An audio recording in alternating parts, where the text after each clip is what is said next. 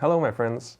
Today we're diving into a quick yet impactful painting tutorial, combining some gold non-metallic metal and a rich blue cloak. These elements will be tied together by using a very desaturated color palette.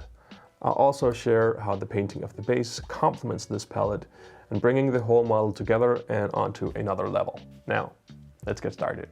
As usual for the painting process, I'll go ahead and start with a universal shadow tone. Here we're painting a mixture of violet and black in order to establish the base foundation of our miniature.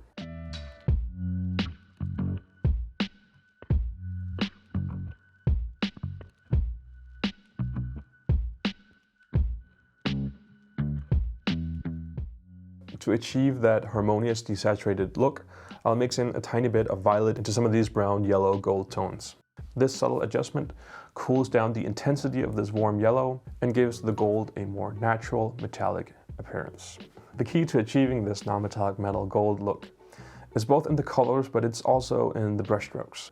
As I layer, each successive layer has a little bit more of that highlight tone, with the final pure white being reserved for the very end. Notice how I keep my brushstrokes short and textured. This approach helps me to blend as I layer the gradients on top of each other.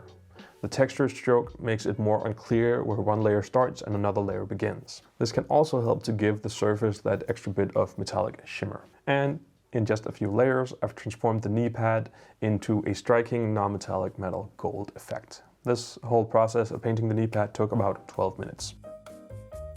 If you're enjoying this video, I'm sure you'll love the extended edit of this lesson that's available to my patrons over on Patreon. Over there, I'll walk you through the entire painting process, step by step, everything from the building of the base to the very final highlight. Plus, you'll get access to a ton of exclusive lessons covering all parts of miniature painting. I am beyond grateful for my supporters on Patreon. Their names are on the screen now, so thank you so much, you guys. And now, let's get back to the painting. Next up is the blue cloak, and that blue cloak really brings some of that classic heroic feeling to the model. I start with a deep saturated blue tone mixed in with a little bit of the violet. And as I highlight, I'll look to move more in that desaturated direction. As I brighten the highlights of the blue, I'll mix in a little bit of black and white and some warm yellow into the mix as well. This is going to gray out the highlights a little bit and pull it more towards green. This shifts the blue color and pushes it more in the direction the yellow that we've already seen in the gold. Even though I'm using a quite saturated base coat on the blue, this approach of mixing some browns and some grays into the highlight really makes it so that the whole painting feels more cohesive in the end.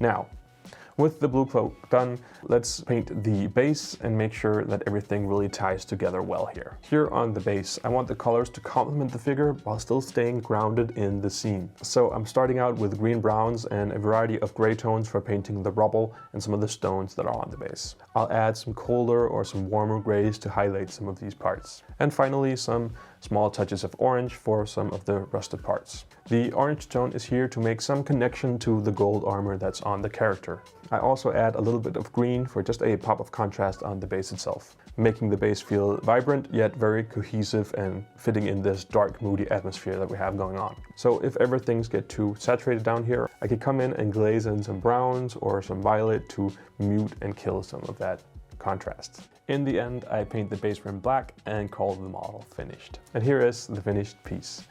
A cohesive and harmonious paint job that feels both vibrant but well balanced. The desaturated palette that I'm working with here really ties everything well together, from the shiny gold armor parts to the blue cloak, and all the way down to the smallest details in the rubble on the base. If you found this video helpful, be sure to leave a like and maybe even subscribe to the YouTube channel. It's totally free for you to do, and it lets me know what type of content I should be focusing on making in the future. And remember that the full tutorial and so many more videos are available from our patrons over on Patreon. Thank you for watching and happy painting.